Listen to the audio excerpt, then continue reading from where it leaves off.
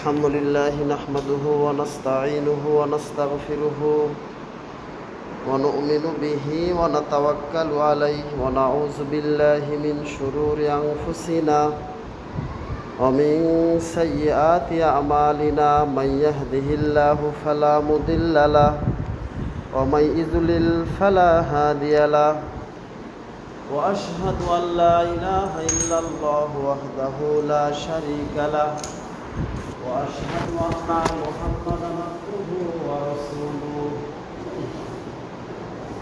الذي أرسله بالحق بشيرا ونذيرا وداعيا إلى الله بإذنه وسراجا منيرا فقد قال الله تعالى في كلامه المجيد وفي فرقان الحميد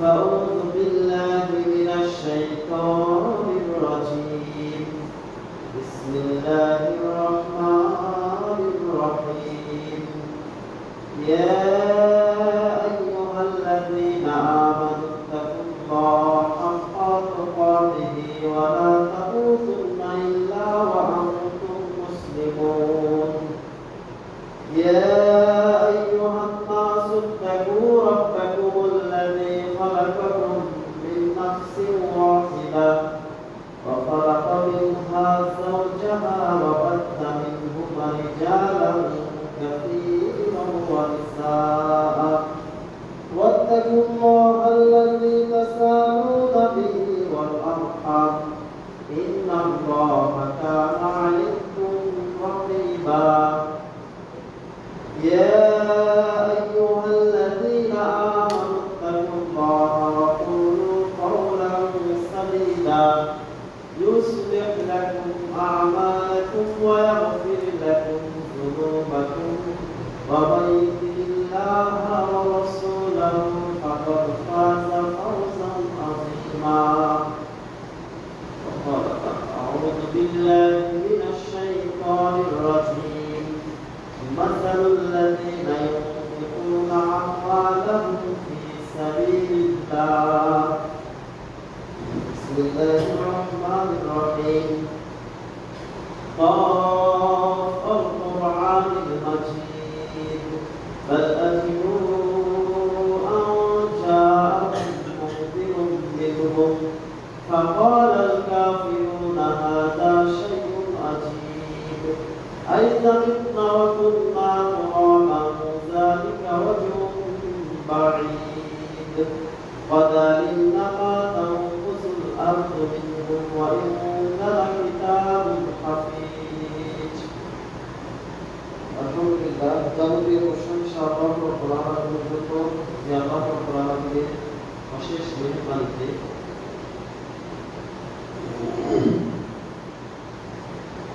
সুন্দরতম আবহাওয়ায় আজকে জিলহজ মাসে চতুর্থ জুমায় শরীফে তার ইবাদত করার তৌফিক দান করেছেন সে আল্লাহ রাব্বুল আলামিনের শুকরিয়া জ্ঞাপন করছি আলহামদুলিল্লাহ। শান্তি বাড়িভরা অবতীর্ণ হোক আমাদের প্রিয় নবী মুহাম্মদ রাসূলুল্লাহ সাল্লাল্লাহু আলাইহি ওয়াসাল্লামের উপর, যে নবী করিম সাল্লাল্লাহু আলাইহি ওয়াসাল্লাম সাহাবীদেরকে একটি কথাই বারবার বলতেন, বলদি ওয়াকি বাবা আয়া, আমার একটি কথা বাংলাদেশ সেটা তোমরা প্রচার করে দাও, যার দায়িত্ব বাংলাদেশের ভিতরে হকভাবে একমাত্র আহলে হাদিস আন্দোলন পালন করে যাচ্ছে, সাথে আহলে হাদিস যুব সংঘ অন্যরাও করছে, তবে তাদের দাওয়াতি কাজটা সবচেয়ে বেশি। প্রত্যেক ব্যক্তির কাছে প্রত্যেক ব্যক্তির নিকটে ওহীর দাওয়াত একমাত্র খালেসভাবে আল্লাহকে সন্তুষ্ট করার জন্যই করে যাচ্ছে বাংলাদেশ আহলে হাদিস যুব সংঘ। যে নবী দাওয়াতের কথা বলেছেন প্রত্যেক বাড়িতে দাওয়াত পৌঁছাতে হবে, সেই নবীর উপর আমরা দরুদ পাঠ করি, সকলে বলি আল্লাহুম্মা সাল্লি আলাইহি আল্লাহুম্মা বারিক আলাইহি। সম্মানিত উপস্থিতি, আজকের আলোচনার বিষয় হচ্ছে এমন কি আমল রয়েছে যে আমল করলে আমাদের যারা মৃত্যুবরণ করেছেন তাদের কবরগুলো আলোকিত হয়, এমন কি আমল রয়েছে যে আমল করলে আল্লাহ রাব্বুল আলামিন আমাদের মৃত্যু ব্যক্তিদের কবরগুলোকে আলোকিত করবেন। এই সম্পর্কে কোরআন এবং সুন্নাহ থেকে দুই একটি কথা বলে আজকে খুতবার ইতি করব ইনশাআল্লাহ। আল্লাহ যাতে আমাকে সঠিকভাবে কোরআন এবং হাদিসের কথাগুলো আপনাদের সম্মুখে উপস্থাপন করার তৌফিক দান করেন। এজন্য আমার কোরআনের কাছে দোয়া চেয়েছি, ওয়া তৌফিক ইল্লা বিল্লাহ, আলাইহি তাওয়াক্কালতু ওয়া ইলাইহি উনীব। সম্মানিত উপস্থিতি, যে আমলটি করলে আমরা আমাদের মৃত্যু ব্যক্তিদের উপকার করতে পারবো, যারা আমরা জ্ঞানী আছি তারা আমরা অল্পতেই বুঝতে পারতেছি আমলটা কেমন হবে। আল্লাহ রাব্বুল আলামিন বলেন, যারা কবরে থাকে তাদের উপকার একটা নিয়ত পরিবর্তন করলেই তাদের অনেক উপকার হয়। যেমন আপনাকে আমি সোজাভাবে বুঝাই, ধরেন আপনি দান করলেন কোথাও, দান করলে আপনি দুটি গুণে গুণান্বিত হতে পারবেন। এক নম্বর, নিজে সব পাবেন, আল্লাহ সন্তুষ্ট হবে। আর যদি নিয়তটা আপনি মৃত্যু ব্যক্তির কথা স্মরণ করে তাদের কথা মনে করে আল্লাহর রাস্তায় দান করেন, তাহলে আপনি তিনটা গুণে গুণান্বিত হতে পারবেন। এক, যখন আপনি দান করলেন, দান করার পূর্বে যদি মৃত্যু ব্যক্তির কথা স্মরণ করেন যে আমার স্ত্রী মারা গেছে বা আমার পিতা মাতা ইন্তেকাল করেছে, ভাই ইন্তেকাল করেছে, আমি তার স্মরণে আল্লাহর রাস্তে এই 10টি টাকা মসজিদে দান করলাম, তাহলে আল্লাহ বলেন সাথে সাথে ওই ব্যক্তির কবরের আযাবকে মাফ করে দেওয়া হয়, বলে সুবহানাল্লাহ, এবং ওই ব্যক্তি শান্তি পায়। এটা একটা গুণ, এটা একটা বৈশিষ্ট্য, এটা একটা উপকার। দ্বিতীয় উপকার হচ্ছে আপনি নিজে সব পালেন। তৃতীয় উপকার, আল্লাহ আপনার উপরে সন্তুষ্ট হলো, রাজি থাকলো। তাহলে দান তো আমরা কম বেশি করি। আজকে মসজিদে আসছি, হয়তো 10-20 টাকা কৌটায় রাখার জন্য নিয়ে আসছি। আজকে যদি আমরা আমাদের নিয়তকে সাক্কা করি, পরিবর্তন করি যে না, দান করব মসজিদের উপকারের জন্য, তা ঠিক আছে, কিন্তু এই দানটা আমি আমার মৃত্যু ব্যক্তির কথা স্মরণ করে আজকের কৌটাতে টাকা রাখবো, তাহলে সাথে সাথে আপনার সেই মৃত্যু ব্যক্তির কবরে আলোকিত হবে, সে ব্যক্তি শান্তি পাবে। শোনেন, কবরে যারা থাকে তারা কঠিন পরীক্ষায় সম্মুখীন হয়। তারা শুধু দুনিয়ার ব্যক্তিদের কাছে চেয়ে থাকে যে দুনিয়াতে আমি এত সম্পদ করে আসলাম, আমার ছেলে সন্তান সন্ততি তারা ভোগ করছে, কিন্তু আজকে আমরা কবরের বিপদে আছি, আমাদের জন্য তারা আজকে দান করছে না। তারা যদি দান করতো তাহলে আমরা শান্তি পেতাম। তাহলে আপনি দান যেটা করবেন, নিয়ত করবেন আপনার দাদার কথা স্মরণ করে। এই যে পৈতৃক সম্পত্তি আপনি পেয়েছেন, আপনার দাদা যদি রেখে না যেত আপনি পেতেন না, আপনার বাবা যদি রেখে না যেত আপনি পেতেন না। সে দাদার কথা স্মরণ করেন, দাদার কথা স্মরণ করেন, করে আল্লাহর রাস্তায় দান করেন, তাদের কবর আলোকিত হবে, তারা কবরে শান্তিতে থাকবে, আপনি সব পাবেন এবং আল্লাহ রাব্বুল আলামিন আপনার উপরে রাজি থাকবেন। সুবহানাল্লাহ। এই জন্য দান করার সময় মৃত্যু ব্যক্তির কথা স্মরণ করে দান করবেন। আপনি দুনিয়াতে কত কষ্ট করছেন, আবার সুখেও আছেন। আপনি কি 3.5 হাত মাটির গভীরে আপনার আমার আত্মীয় স্বজন তারা কবরে আছে, তারা কোন অবস্থাতে আছে, তাদের আল্লাহ সুখে রেখেছেন, কষ্টে রেখেছেন, তাদের জন্য কি আমরা একটু দান করতে পারি না? এই নিয়তে আপনি যে কোনো দান করবেন। আপনি আজকে বালুয়াহাটে গেলেন, আজকে হাটের দিন, শুধু কি মসজিদ মাদ্রাসায় দান করলেই সব না, আপনি বাজারে গেলেন, আপনার স্ত্রী সন্তান সন্ততির জন্য সুন্দর করে কিছু বাজার করলেন যে আমার পরিবারকে আমি খাওয়াবো। আল্লাহ রাব্বুল আলামিন বলেন যে এটাও আমি তাকে তার আমলনামায় সাদগার সওয়াব দেব, বলে সুবহানাল্লাহ। তাহলে নিজের পরিবারে যদি আমি দান করি, পরিবারকে যদি ভালো খাওয়াতে পারি, তারা যদি 5 ওয়াক্ত সালাতে হয়, শুধু খাওয়াবেন, নাক ডেকে ফজরে সালাত আদায় করবেন, ফজরে আসবে না, এশা নাই, মাগরিব নাই, সালাতই নেই, তো এই পরিবারে সাদগা করলে, এই পরিবারে খরচ করলে, এই পরিবারের লোকের জন্য পোশাক পরিচ্ছদ কিনে দিলে আপনি সব পাবেন না। কেন পাবেন না? আপনার এরা তো আল্লাহমুখী নয়, তারা তো ইবাদতমুখী নয়, মসজিদমুখী নয়, এই জন্য আপনি সব নাও পেতে পারেন। তবে তারা যদি একমাত্র আল্লাহকে বিশ্বাস করে তার প্রতি ইবাদত করে, আমল করে, আকীদা সুন্দর থাকে, তাহলে আপনি বাড়িতে খরচ করলেও টাকা পাবেন। বাড়িতে একটা ইট কিনলেন বেড়া দেওয়ার জন্য, আপনি সব পাবেন। কিন্তু তারা যদি আল্লাহমুখী না হয়, তাহলে তাদের পিছে সম্পদ নষ্ট করে আপনি কোনো ফায়দা পাবেন না। কেননা ফায়দা আপনি এই জন্যই পাবেন না, আপনি মারা গেলেন, সে নতুন নতুন 9 দিন কবরের পাশে গিয়ে রব্বির হামহুমা কামা রাব্বায়ানি সগীরা বলবে, কিন্তু যখনই 1 মাস পার হয়ে যাবে তখন সে আবার আগের মতো কর্মব্যবস্থায় খেলাধুলায় মত্ত থাকবে এবং আপনার কবরের কথা সে ভুলে যাবে। আর যদি আপনার সন্তানকে দ্বীনি ইলমের শিক্ষায় শিক্ষিত করতে পারেন, দ্বীনি ইলম শিক্ষা দান করতে পারেন, তাহলে সেটা এখন সাধারণ শিক্ষা হোক বা ইসলামী শিক্ষা হোক, সাধারণ শিক্ষা হলেও সন্তানকে ভালো কিছু শিখালে সন্তান 5 ওয়াক্ত সালাত আদায় করে, সন্তান মৃত্যু ব্যক্তির জন্য দোয়া করে, দান সাদকা করে। সাধারণ শিক্ষা সবাই যে খারাপ তা নয়, অন্তপক্ষে 30% লোক, শতকরা 30% লোক তারা 5 ওয়াক্ত সালাত আদায় করে, পিতামাতার কথা শোনে, সবাই তো খারাপ না। তো যে শিক্ষায় শিক্ষা অর্জন করেন আপনি, সেই শিক্ষায় যেন আপনার মানবতা থাকে, সেই শিক্ষায় যেন আপনার আপনি যে শিক্ষিত ব্যক্তি এটা যেন প্রকাশ পায়, তাহলে উভয়ই উপকার, দুনিয়াতেও উপকার হবে, পরকালেও উপকার হবে। আল্লাহ রাব্বুল আলামিন যেন আমাদেরকে বোঝার তৌফিক দান করেন, বলেন আমিন। আমি সূরা বাকারার 261 নম্বর একটা আয়াত খুতবাতে পাঠ করেছি। আল্লাহ রাব্বুল আলামিন বলেন, নফল সাদকা, যে দান করলে কবরবাসী শান্তিতে থাকবে, সেই দান সম্পর্কে আল্লাহ রাব্বুল আলামিন নিজে একটা উদাহরণ দিয়েছেন। আল্লাহ বলেন, আউযু বিল্লাহি মিনাশ শাইতানির রাজিম, মাসালুল লাযীনা ইউনফিকুনা আমওয়ালাহুম ফি সাবিলিল্লাহ।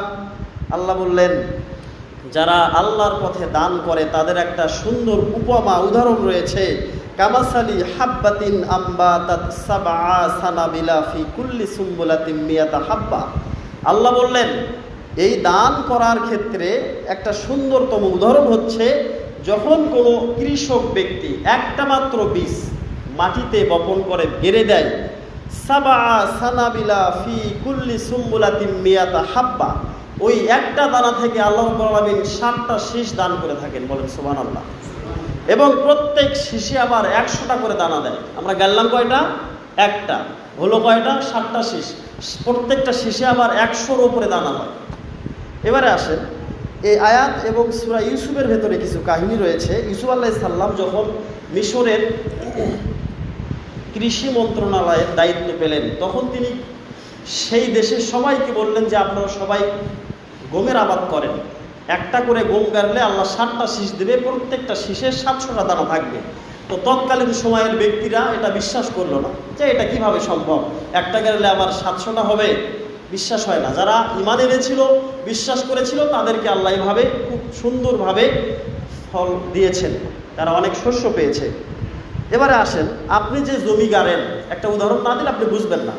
আপনি 2 বিঘা 3 বিঘা সম্পত্তি জমি আপনি গেড়ে থাকেন, একটা মাত্র পাই, শুধু একটা করে বিছন দেবেন। সামনে হয়তো আমাদের জমি গাড়ার সময় আসছে, একটা লাইনে শুধু একটা করে দিবেন। আল্লাহর কসম, যদি একটা করে বেসনের ধানের গাছ থেকে যদি 700টা শীষ, 700টা শস্য দানা না হয়, তাহলে কোরআনের আয়াত মিথ্যা হবে। মানে ঠাকুরগাঁয়ের এক ব্যক্তি, অনেকেই নেটে দেখেছেন, প্রফেসর ডক্টর মোহাম্মদ আসাদুল্লাহ আল গালিব স্যারের কাছ থেকে পরামর্শ নিয়ে তিনি তার জমিতে এইভাবে গেড়েছেন। তিনি 1 বিঘা সম্পত্তিতে 50 মণ ধান পেয়েছেন। এইবারকার টাটকা খবর এটা। একটা মাত্র আয়াতকে ফলো করেন আপনি, আপনার উপকার হবে, আল্লাহর বিধানটা পালিত হবে এবং আল্লাহ আপনাকে অনেক বেশি ধান দেবেন, সম্পদ দেবেন। শুধু হাইব্রিডেই এই কাজ নয়, প্রত্যেকটা শস্যতে গাড়েন, তাই পাবেন। আল্লাহ রাব্বুল আলামিন আমাদেরকে বোঝার তৌফিক দান করুক, আল্লাহুম্মা আমিন। আল্লাহ বলছেন, আল্লাহু ইউদাইফু লিমান ইয়াশাউ, যে ব্যক্তি আল্লাহর পথে দান করবে, যে ব্যক্তি মৃত্যু ব্যক্তির কথা স্মরণ করে আল্লাহর পথে দান করবে, ওই দানটাকে আমি 700 গুণে রূপান্তরিত করব, 700 গুণে আমি বেশি করে দেব, যাতে মানুষের উপকার হয়, যাতে বান্দা শান্তিতে থাকতে পারে। আল্লাহ এই উদাহরণ দিলেন যে 1 টাকা দান করলে আল্লাহ সেটাকে 700 গুণে গুণান্বিত করবেন, বলেন সুবহানাল্লাহ। এই জন্য মৃত্যু ব্যক্তির কথা স্মরণ করে বেশি বেশি দান করবেন। আল্লাহ রাব্বুল আলামিন পরের শব্দে বললেন, আল্লাহু ওয়াসিউন আলিম, আল্লাহর জ্ঞান প্রশস্ততা অনেক বেশি। আল্লাহর জ্ঞানটা প্রশস্ত এবং অনেক বেশি, তিনি প্রজ্ঞাময়, তিনি সব কিছু জানেন। আপনি যেই শস্য ফলালেন, এই শস্যটাকে আল্লাহ কিভাবে বাড়িয়ে দিবেন, এই শস্যের ভিতরে মিসকিনদের কতখানি ভাগ রয়েছে, মাদ্রাসার কতখানি ভাগ রয়েছে, উন্নয়নমূলক অন্য অন্য কাজে ইসলামী সংগঠনে কতগুলো ভাগ রয়েছে, আল্লাহ সব লিপিবদ্ধ করেছেন। আপনি শুধু আল্লাহকে বিশ্বাস করে আল্লাহর সন্তুষ্টি অর্জনের জন্যই এই ইবাদতটা করবেন। তথা মাটিতে ফসল ফলাবেন, এটাও একটা আল্লাহর ইবাদত। এটা করলে আল্লাহ এটাকে 700 গুণ বাড়িয়ে দেন। আল্লাহ পাক আমাদেরকে বোঝার তৌফিক দান করুক, আল্লাহুম্মা আমিন। এবারে আসেন সূরা দাহরের 8 নম্বর আয়াতে আল্লাহ বললেন, আউযু বিল্লাহি মিনাশ শাইতানির রাজীম। আল্লাহ বলেন, ওয়া ইউতঈমুনাত তুআমা আলা হুব্বিহি মিসকিনাও ওয়া ইয়াতীমাও ওয়া আসীরা। আল্লাহ বললেন, যারা এতিমকে খাদ্য দান করে, মিসকিনকে খাদ্য দান করে, তাদের অভাব থাকা সত্ত্বেও ওই ব্যক্তিরা আল্লাহর কাছে সবচাইতে উত্তম ব্যক্তি। এই সূরা দাহরের 8 নম্বর আয়াতের তাফসীর আপনি খুলবেন বাড়িতে গিয়ে, সেখানে দেখবেন আল্লাহ নবী সাল্লাল্লাহু আলাইহি সাল্লাম যখন কাফেলাদেরকে পাঠাতেন বিভিন্ন জায়গায় যুদ্ধ করার জন্য, যুদ্ধ করে যদি তারা জিতত তাহলে যুদ্ধলব্ধ সম্পদ গনিমত যেটা পেত সেটাকে বাইতুল ফান্ডে জমা রেখে বন্টন করে সাহাবীরা ভাগ করত। এবারে কিছু সংখ্যক কাফেলা দূর প্রান্তে যুদ্ধ করার জন্য গেছেন, যাওয়ার পরে যেটুকু যুদ্ধ করে গনিমত পেয়েছেন তা দিয়ে তাদের জীবনযাপন করাটাই অনেক দুষ্কর, তাদেরটাই কঠিন।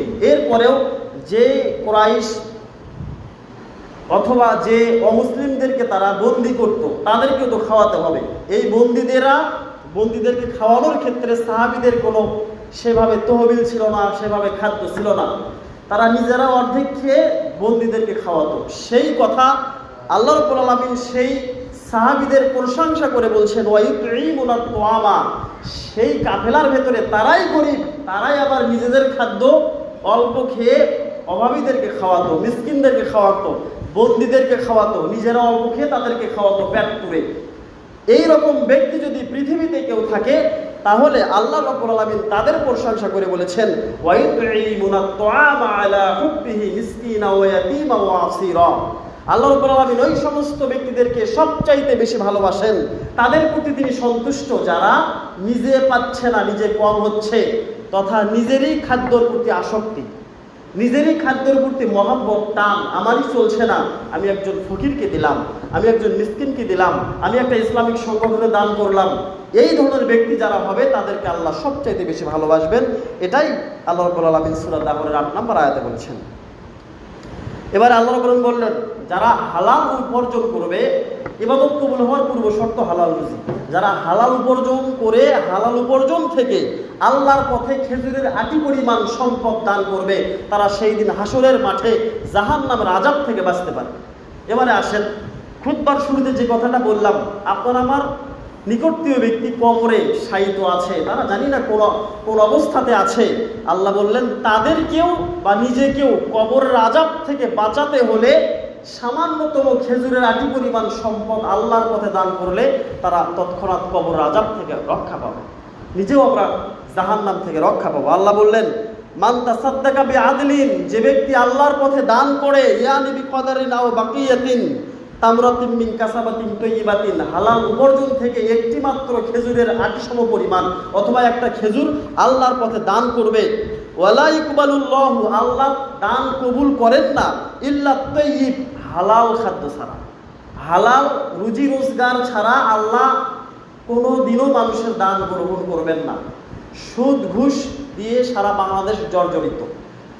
এই ব্যক্তিরা যদি লক্ষ লক্ষ টাকা আল্লাহর পথে দান করে দেয়, কোনো লাভ হবে না, পরকালে সে কোনো দিন বাঁচতে পারবে না। কিন্তু আপনি প্রতিদিন 200 টাকা, 250 টাকা, 500 টাকা উপার্জন করেন এবং সেই উপার্জনটা হালাল, এখান থেকে 5 টাকা 10 টাকা আল্লাহর পথে দান করলেন, আল্লাহ বলেন আমি তার দানকে গ্রহণ করে থাকি, বলেন সুবহানাল্লাহ। এটা হালাল, 10 টাকা হোক, 1 টাকা হোক, 50 পয়সা হোক, সেটা আল্লাহ গ্রহণ করবেন। আর আমার উপার্জনের ভেতরে হারাম, আমি লাখ লাখ টাকা দান করছি, কোনো ফায়দা হবে না, পরকালে সে কোনোদিন বাঁচতে পারবে না। সম্মানিত উপস্থিতি, আল্লাহ বললেন ফাইন্নাল্লাহা ইয়াতাকাব্বালুহা, আল্লাহ যে দানগুলো কবুল করেন, সেই হালাল ভক্ষণের মাধ্যমে যারা দান করবে তার দানকে কবুল করবেন কিভাবে? তার দান কবুল করবেন বিয়ামিনিহি, ডান হাত দ্বারা। আল্লাহ দান কবুল করেন বান্দার ডান হাত দ্বারা, যদি সেটা হালাল হয়, আর যদি হারাম হয় সেটা তিনি বাম হাত দিয়েও গ্রহণ করেন না। সুবহানাল্লাহ বলেন।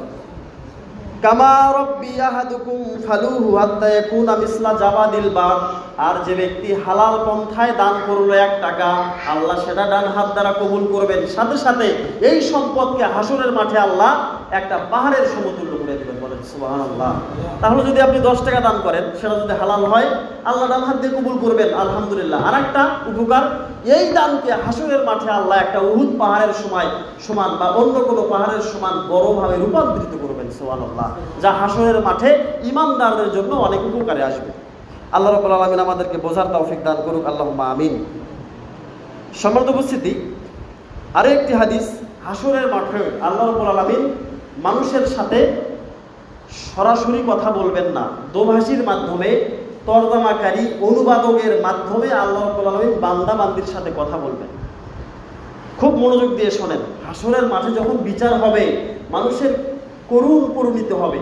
এই পরিণতিতে মানুষ আল্লাহর সাথে সরাসরি কথা বলতে চাইবে, কিন্তু আল্লাহ কথা বলবে না, আল্লাহ দোভাষীর মাধ্যমে কথা বলবে।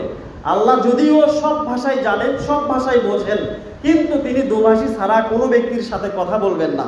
আল্লাহ বলছেন, এতগুলো মানুষের ভেতরে, এতগুলো উম্মতের ভেতরে, এতগুলো নবীদের উম্মতের ভেতরে আমি কারোর সাথে দোভাষী ছাড়া, অনুবাদক ছাড়া আমি কথা বলবো না। তবে এক শ্রেণীর ব্যক্তি থাকবে, একটি মাত্র দল থাকবে, যাদের সাথে আমি সরাসরি কথা বলবো। সেই ব্যক্তি কারা?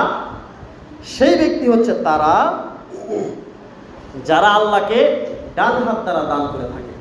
আল্লাহ রাব্বুল আলামিন বলেন, এই হাদিসের একটি ব্যাখ্যা রয়েছে।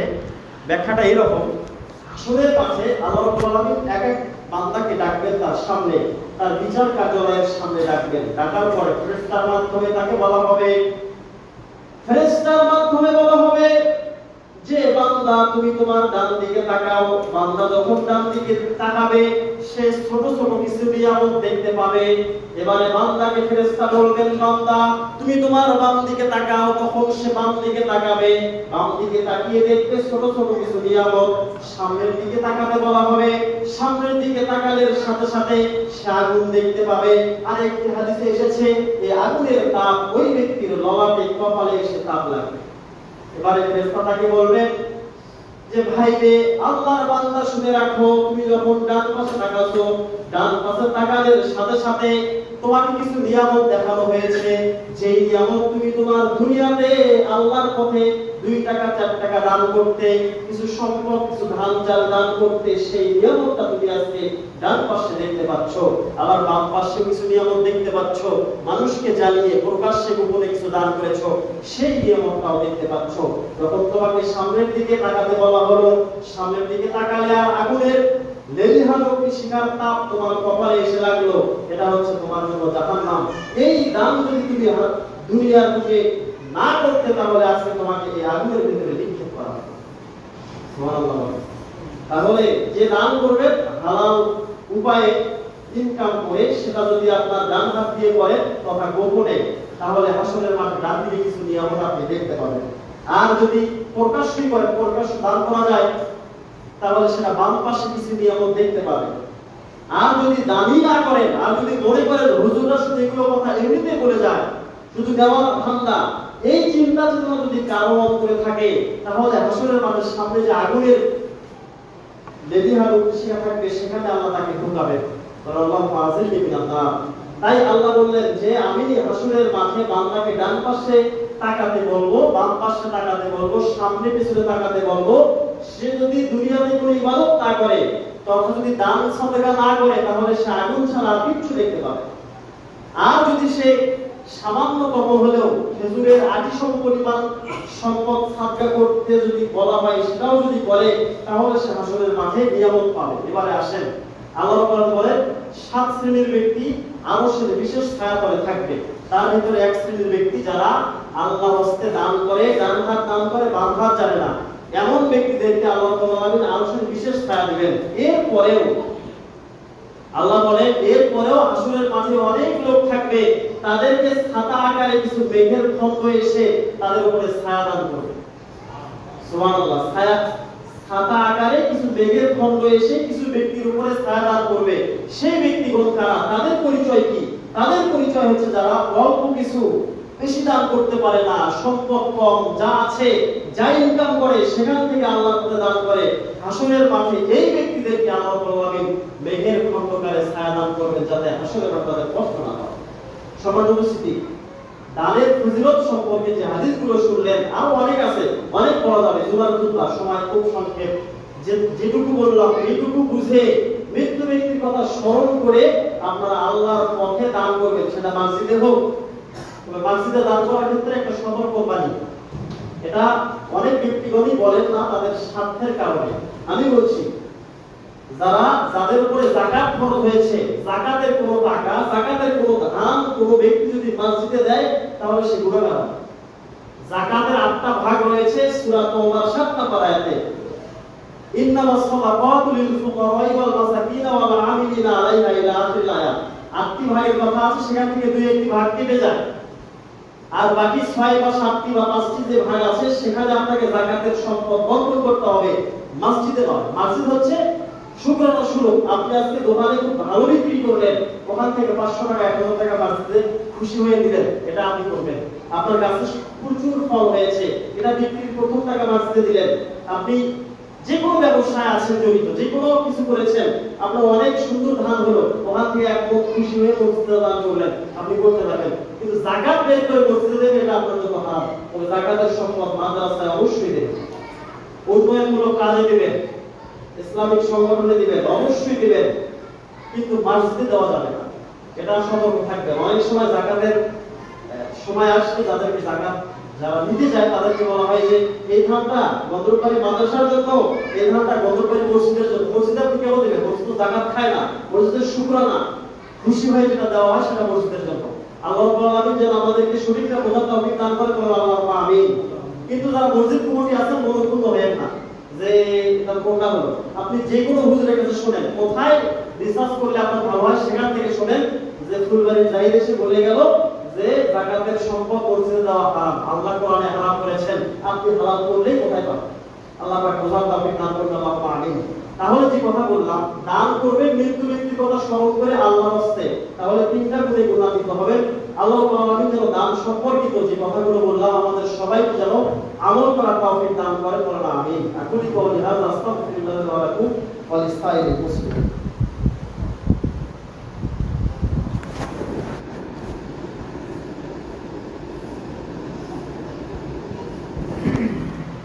আলহামদুলিল্লাহ নাহমাদুহু ওয়া নাস্তাঈনুহু ওয়া নাস্তাগফিরুহু ওয়া নু'মিনু বিহি ওয়া নাতাওয়াক্কালু আলাইহি ওয়া নাউযু বিল্লাহি মিন শুরুরি আনফুসিনা ওয়া মিন সাইয়্যাতি আ'মালিনা। মান ইয়াহদিহিল্লাহু ফালা মুদিল্লা লাহু ওয়া মান ইউদ্লিল ফালা হাদিয়া লাহু। ওয়া আশহাদু আন লা ইলাহা ইল্লাল্লাহু ওয়াহদাহু লা শারীকা লাহু ওয়া আশহাদু আন্না মুহাম্মাদান আবদুহু ওয়া রাসূলুহু।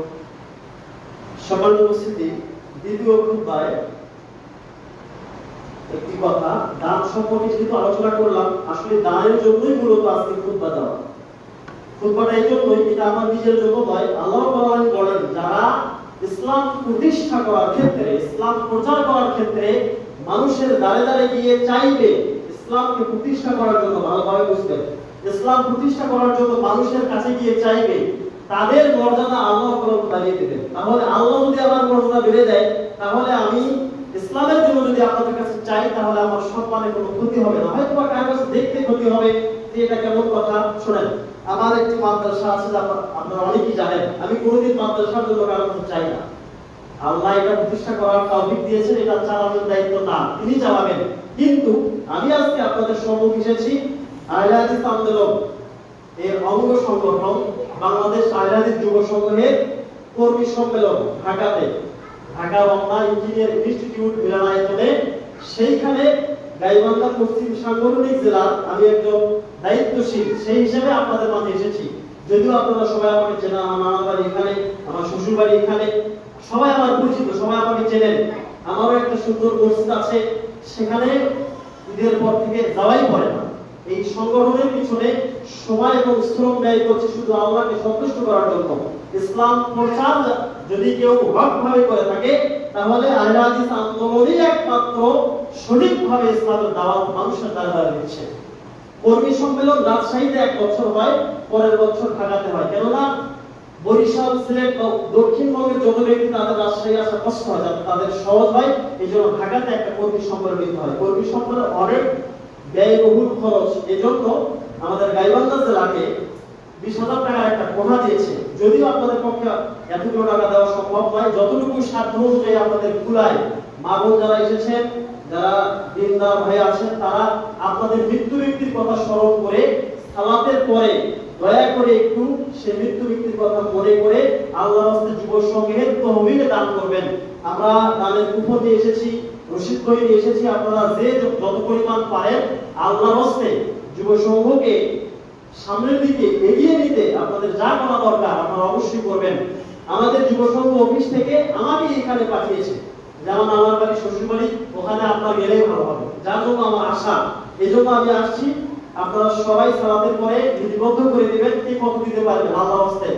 সর্বনিম্ন 20 টাকা হলেও দিবেন, সর্বনিম্ন 20 টাকা, সর্বোচ্চ 500, 100, 200 যাই যা পারেন আল্লাহর রাস্তায় যুব সংঘকে সামনের দিকে এগিয়ে নিতে আপনারা চেষ্টা করবেন। তার কারণ এই বন্দরবাড়ি এলাকা যুব সংঘের অবদানে উন্নত। কেন? এই এলাকায় যদি আপনাদের সম্মানিত ইমাম আবু হানিফ সাহেব না আসতো, তাহলে এই সমাজটা আজ শিরক বিদআতের ভিতরে আচ্ছন্ন থাকতো, কখনো আলো দেখতে পেত না। এই সমাজে একটা মিলাদ হয় না, এই সমাজে একটা বিরাদ হয় না। তার পেছনের কারণ হচ্ছে আহলে হাদিস আন্দোলন। তার একানিষ্ঠ একজন কর্মী ছিলেন সাবেক গাইবান্ধা পশ্চিম জেলার সম্মানিত সভাপতি আবু হানিফ সাহেব। তিনি এই সমাজকে প্রতিষ্ঠিত করেছেন। অনেক বাধা বিপত্তি তার এসেছে, অনেক বাধা বিপত্তি এসেছে, এখান থেকে তাকে উচ্ছেদ করে দেওয়া হবে একটা পরিকল্পনা এক সময় চলছিল। আল্লাহ সেটাকেও নস্বাত করেছেন। তিনি এমন একজন ব্যক্তি, তিনি মাত্র মিশকাত শরীফ পর্যন্ত ফুলবাড়িতে করেছেন। তার সম্পর্কে সবাই জানেন। এই ইমাম সাহেব, আপনাদের ইমাম সাহেব মিশকাত পর্যন্ত করেছেন। আমরা দাওয়া করেছি, তিনি মিশকাত করেছেন। মিশকাতের পরে আরো 5 বছর করে দাওয়া করতে হয়। এরপরে তিনি সাংগঠনিক কিছু নীতিমালার মাধ্যমে কিছু জ্ঞান অর্জন করেছেন, যার সাথে একজন মানে আমি সহ আরো যারা আছেন দাওয়ায়ের প্রায় ব্যক্তি হানিফ সাহেবের সাথে বক্তৃতার জগতে, হাদিস পাঠের জগতে মানুষকে বোঝানোর ক্ষেত্রে এমন কোনো শক্তি রাখে না, যা উনি অর্জন করেছেন এবং আপনাদেরকে সেই নির্দেশনা দিয়ে যাচ্ছেন। আল্লাহ আমিন ওনাকে আরো এলিয়াতে গভীরতা দান করবেন, আল্লাহ আমিন। সেই সাথে আপনারা আপনাদের ইমামের জন্য খাস করে দোয়া করবেন। ইমামের হাদিয়া একটু বেশি বেশি দেওয়ার চেষ্টা করবেন। আপনারা তোমরা সব দিক থেকে পাবেন। তারপরে উনি সমাজকে প্রতিষ্ঠা করার জন্য, সমাজে শিরক বিদআত না হওয়ার জন্য উনি সব সময় লেগে থাকেন। কি জন্য? ওনার যে সম্পদ আল্লাহ দিয়েছেন ইমামতি করে ওনাকে খেতে হবে এমনটা নয়। উনি শুধু সংগঠনের স্বার্থে, ইসলামের স্বার্থে আপনাদেরকে সেবা দিয়ে যাচ্ছেন। এবং আহলে হাদিস আন্দোলনের প্রত্যেকটা কর্মী প্রত্যেকটা জায়গাতে মানুষকে সেবা দিয়ে যাচ্ছে শুধু আল্লাহর সন্তুষ্টি করার জন্য, হাদিয়ার বিনিময়ে। আল্লাহ রাব্বুল আলামিন আমাদেরকে বোঝার তৌফিক দান করুন, আল্লাহুম্মা আমিন। আপনারা সবাই দোয়া করবেন আপনাদের ইমাম সাহেবের জন্য, আমি অথবা আমার জন্য, এবং আমাদের সম্মানিত আমির সাহেব প্রফেসর ডক্টর মোহাম্মদ আসাদুল্লাহ গালিব স্যারের জন্য। ইনি গত সপ্তাহে ফুলবাড়িতে আসছেন, আপনারা জানেন, অনেকেই জাননি, অনেকেই জানেন, কিন্তু জানার পরেও জাননি। উনি আসাতে অনেকেই বিভিন্ন কারণে আসেননি বা জানেন না, এই বিধায় অনেকেই জাননি। কিন্তু উনি যখন মসজিদ থেকে বের হয়ে কবরস্থানে যাচ্ছিলেন নুরুল ইসলাম সাহেবের, তখন আমি নিজে ওনার ছাতা ধরেছি যাতে ওনার উপরে কোনো রোদ না পড়ে। আর এক ভাই ধরেছিলেন। উনি এক পর্যায়ে বললেন যে বাবা ছাতা রাখো, ছাতা ধরতে হবে না, আমি যেতে পারবো। ওনাকে 2 পাশে করে নিয়ে নুরুল ইসলাম সাহেবের কবরে নিয়ে যাওয়া হয়। এবং উনি যখন পশ্চিম পাশে বসেন, এইটা ভিডিও আমি করেছি এবং সেটা ফেসবুকেও দিয়েছি। উনি যখন কবরের পূর্ব পাশে বসেন, কবরকে সামনে রেখে কবর জিয়ারতের দোয়া করেন এবং আরো কিছু স্মৃতিচারণ করেন, তখন কোথা থেকে যেন একটা মেঘ এসে প্রখর রোদের সময় তাকে ছায়া দান করছে। সুবহানাল্লাহ।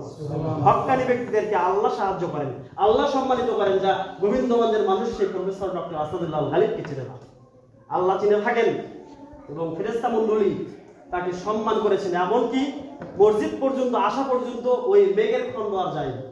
আপনারা আমার প্রোফাইলে দেখতে পারবেন, আমি আজকে সকালে ভিডিওটা ছেড়েছি। যাই হোক, একজন হক্কানি ব্যক্তি পৃথিবীতে, এই বাংলাদেশের মাটিতে একমাত্র একজনই হক ব্যক্তি আছেন, তিনি হচ্ছেন ডক্টর গালিব। তিনি আজ পর্যন্ত কোথাও ইলমিয়াতের দাওয়াত দিলে, জালসা করলে, ইসলামী ওয়াজ মাহফিল করলে কোনোদিন কারোর কাছ থেকে 1 টাকা নেন না। আর বাংলাদেশের যত আহলে হাদিস আলেমগণ সবাই টাকা ছাড়া কোনোদিন উঠবে না, কোনোদিনও উঠবে না। একমাত্র ডক্টর গালিব এবং তার ছেলে সহ এবং তার বিভিন্ন পর্যায়ের কম বেশি 2-1 জন কর্মী, তারা আল্লাহর পথে ইসলামের দাওয়াত দেয়, 1 টাকার আশা করে না। তাদের টাকার ব্যবস্থা আল্লাহ করে দিবেন, তারা মানুষের কাছে চায় না এবং দেন না, ফ্রিতে অস্ত্র দেয়। এই ব্যক্তির জন্য আপনারা অবশ্যই দোয়া করবেন। আর গালিব স্যার আপনাদের সবাইকে সালাম দিয়েছেন, সবাই তার সালামের উত্তরটা নেন, বলেন ওয়া আলাইকুম আসসালাম ওয়া আলাইহিস সালাম, তিনি আমাদের সবাইকে সালাম দিয়েছেন, বলেন আলহামদুলিল্লাহ। তার জন্য দোয়া করবেন, আল্লাহ রাব্বুল আলামিন যেন তাকে দীর্ঘ হায়াতে তৈয়বা দান করেন, বলেন আল্লাহুম্মা আমিন। তো এই বলেই বক্তব্য শেষ করলাম। আজ এই জুমার খুতবাকে কেন্দ্র করে আমাদের যারা মৃত্যু ব্যক্তি আছেন তাদের জন্য আমরা দোয়া করি, আল্লাহ রাব্বুল আলামিন যেন তাদের কবরকে শান্তিতে রাখেন, বলেন আল্লাহুম্মা আমিন। তাদেরকে যাবতীয় ফিতনা এবং জাহান্নামের আযাব থেকে রক্ষা করেন, বলেন আল্লাহুম্মা আমিন। সেই সাথে আমাদের যারা অসুস্থ আছেন আল্লাহ পাক যেন তাদেরকে শিফায়ে কুল্লিয়ে দান করেন, বলেন আল্লাহুম্মা আমিন। কুল আযহিল বাস রাব্বান নাস ওয়াশফি আনতাশ শাফি লা শিফা ইল্লা শিফাউকা শিফাআন লা ইউগাদিরু সাকামা। তাহলে সালাতের পরে আপনারা সবাই একটু লিপিবদ্ধ করে দিবেন কে কত দিতে পারবেন যুব সংঘের জন্য। ইনশাআল্লাহ আল্লাহ পাক আমাদের সবারই মনের আশা এবং দানকে কবুল করুক, বলেন আল্লাহুম্মা আমিন। আল্লাহুম্মা সাল্লি আলা মুহাম্মাদিন ওয়া আলা আলি মুহাম্মাদিন কামা সাল্লাইতা আলা ইব্রাহিম ওয়া আলা আলি ইব্রাহিম ইন্নাকা হামিদুম মাজিদ। আল্লাহুম্মা বারিক আলা মুহাম্মাদিন ওয়া আলা আলি